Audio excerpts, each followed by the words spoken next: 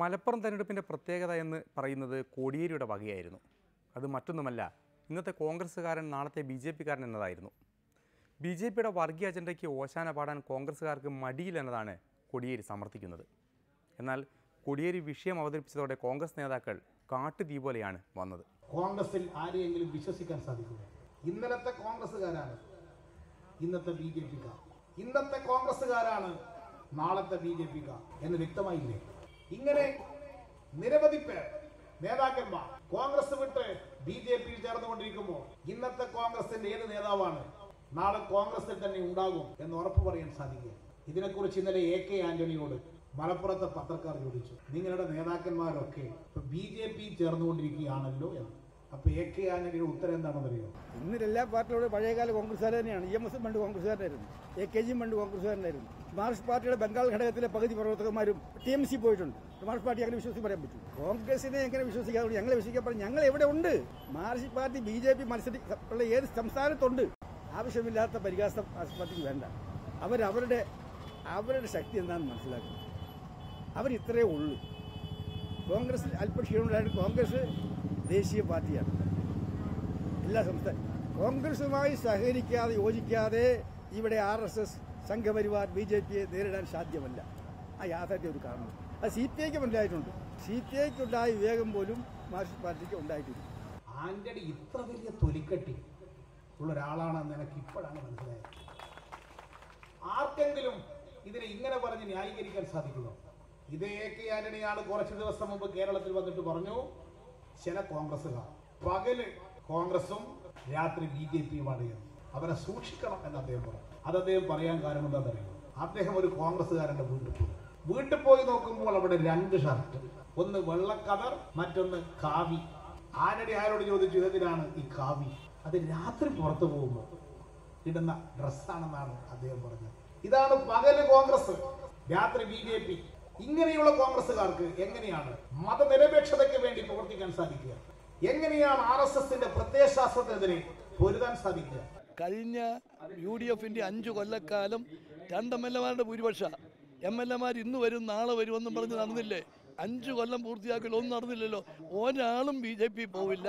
ഒരു പഞ്ചായത്ത് മെമ്പറെ പോലും അവർക്ക് കിട്ടാൻ പോകുന്നില്ല. കാരണം കോൺഗ്രസ്സാണ് BJP-ക്കെതിരായി ശക്തമായിട്ടുള്ള നിലപാടെടുത്തിട്ടുള്ളതും ആശയ സമരങ്ങൾ നടത്തിയിട്ടുള്ളതും. 84-ൽ BJP-ക്ക് ഇന്ത്യൻ പാർലമെൻറ്റിൽ 2 സീറ്റാണ് കിട്ടിയത്. 2 സീറ്റ്. അന്ന് കേരള കോൺഗ്രസിന് 2 സീറ്റാണ്. 522 MP-മാരുള്ളതിൽ 2 സീറ്റ് മാത്രം. അതിൽ നിന്ന് ആ 2 സീറ്റിൽ നിന്ന് ഇന്ത്യയുടെ പ്രധാനമന്ത്രിയുടെ സ്ഥാനത്തേക്ക് ഉയർത്തിയത് മാർക്സിസ്റ്റ് പാർട്ടിയുടെ കൂടിയ ഐക്യജനാധിപത്യ മുന്നണി ഇന്നൊരു പ്രതിസന്ധിയിലാണ്. അവർക്കൊരു നിലപാട് സ്വീകരിക്കാൻ സാധിക്കാത്ത വൈതരണിയിൽപ്പെട്ടിരിക്കുകയാണ്. ഇവിടെ മലപ്പുറത്ത് UDF-നെ മുസ്ലിം ലീഗ് ഹൈജാക്ക് ചെയ്തിരിക്കുകയാണ്. കോൺഗ്രസിനെ മുസ്ലിം ലീഗ് നിഷ്പ്രഭമാക്കിയിരിക്കുകയാണ്. മലപ്പുറത്ത് കോൺഗ്രസിന് കോൺഗ്രസ്സുകാരൻ എന്നുള്ള നിലയിൽ പ്രവർത്തിക്കാൻ ഈ മലപ്പുറത്ത് കഴിയുന്നുണ്ടോ? മതനിരപേക്ഷതയ്ക്ക് വേണ്ടി ശബ്ദിക്കാൻ കോൺഗ്രസ്സുകാർക്ക് മലപ്പുറത്ത് കഴിയുന്നുണ്ടോ? അത് സാധ്യമാകാത്ത അവസ്ഥയിൽ മുസ്ലിം ലീഗിന്റെ വിനീത വിധേയന്മാരായി പ്രവർത്തിക്കേണ്ട അവസ്ഥ കോൺഗ്രസിനുണ്ടായത് കൊണ്ടല്ലേ AK ആന്റണിക്ക് പോലും STPI-യുമായുള്ള കൂട്ടുകെട്ടിനെ തള്ളിപ്പറഞ്ഞ് വോട്ട് പിടിക്കാൻ സാധിക്കാത്ത അവസ്ഥ ഇവിടെ ഉണ്ടായില്ലേ? ഇവിടെ മാർക്സിസ്റ്റുകാരാണ് BJP-യിലേക്ക് ആളെ റിക്രൂട്ട് ചെയ്യാൻ നോക്കുന്നത്. ഇവര് പത്രങ്ങളിൽ പറഞ്ഞു ഒരു പേരുകാരും BJP-യുടെ പരിസരത്തും കൂടെ പോകാത്തവരാണ്. അതുകൊണ്ട് ഇത് മലപ്പുറത്ത് 2 വോട്ട് കിട്ടാൻ വേണ്ടി മാർക്സിസ്റ്റ് പാർട്ടി നടത്തുന്ന ഏറ്റവും വില കുറഞ്ഞ പ്രചരണം. ഇവിടെ CPM-ഉം BJP ആയിട്ടാണ് ഇവിടെ സഖ്യമുള്ളത്. അതിൻ്റെ ഉദാഹരണമാണ് ഇവിടുത്തെ DGP ലോകനാഥ് ബെഹ്റ. പിണറായി വിജയനെ ലാവ്ലിൻ കേസിൽ നിന്ന് രക്ഷിക്കാൻ വേണ്ടി കേന്ദ്ര സർക്കാരുമായിട്ട് ഏജൻസി പണി നടത്തുന്ന ആളാണ് DGP.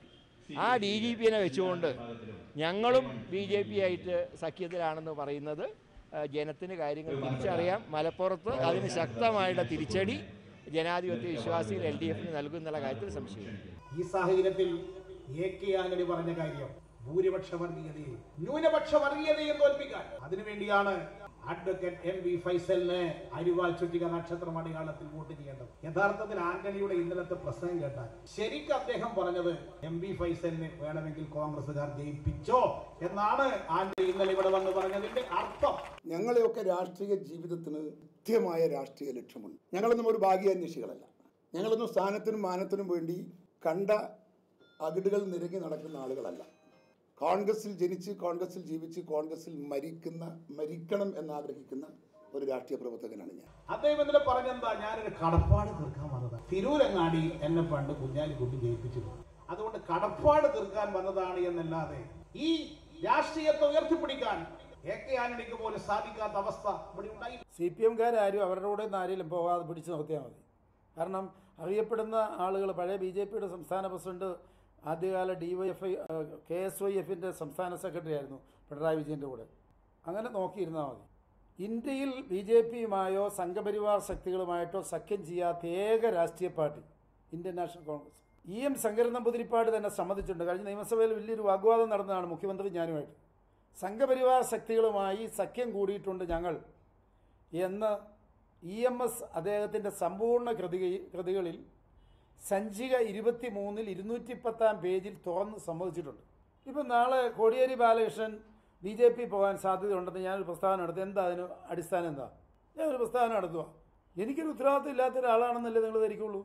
ഏറ്റവും കൂടുതൽ ആളുകൾ BJP പോയിട്ടുള്ളത് കേരളത്തിൽ നിങ്ങൾ ലിസ്റ്റ് എടുത്തു, കോൺഗ്രസിൽ നിന്നല്ല CPM-ൽ നിന്നാണ്. പ്രാദേശിക നേതാക്കന്മാരെ തൊട്ടെടുത്തു നിങ്ങൾ. ഇന്നലത്തെ കോൺഗ്രസ്സുകാരാണ് ഇന്നത്തെ BJP-ക്കാർ, ഇന്നത്തെ കോൺഗ്രസ്സുകാരാണ് നാളത്തെ BJP-ക്കാർ എന്ന് വ്യക്തമായില്ലേ?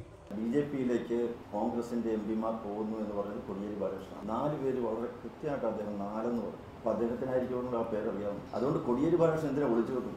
ആരെ ഭയന്നിട്ടാണ്? അദ്ദേഹത്തിന് ഈ പേരുകളൊക്കെ അറിയാമെങ്കിൽ ആ 4 പേരുടെയും പേരങ്ങ് തുറന്നങ്ങ് പറഞ്ഞാൽ പോലെ. ഞാനിതൊന്നും പറഞ്ഞിട്ടില്ല. ഇത്രത്തോളം ശക്തിയോടെ കോൺഗ്രസിനെതിരെ ആഞ്ഞടിച്ച കോടിയേരി സഖാവിന് ഇനി ജോലി ഭാരം കൂടും. ഒരു നേതാവും തൻ്റെ പാർട്ടിയിൽ നിന്ന് BJP-യിലേക്ക് പോകാതെ നോക്കേണ്ടതിൻ്റെ ഭാരിച്ച ഉത്തരവാദിത്വം. അങ്ങനെ അവിടെ എന്തെങ്കിലും സംഭവിച്ചാൽ വളഞ്ഞിട്ടടിക്കുന്ന കോൺഗ്രസ് നേതാക്കളുടെ എണ്ണം കൂടും. വീണ്ടും ഇടവേളയാണ്. അത് കഴിഞ്ഞാൽ കുഞ്ഞാലിക്കുട്ടിക്ക് കൂച്ചുവിലങ്ങിട്ട VS.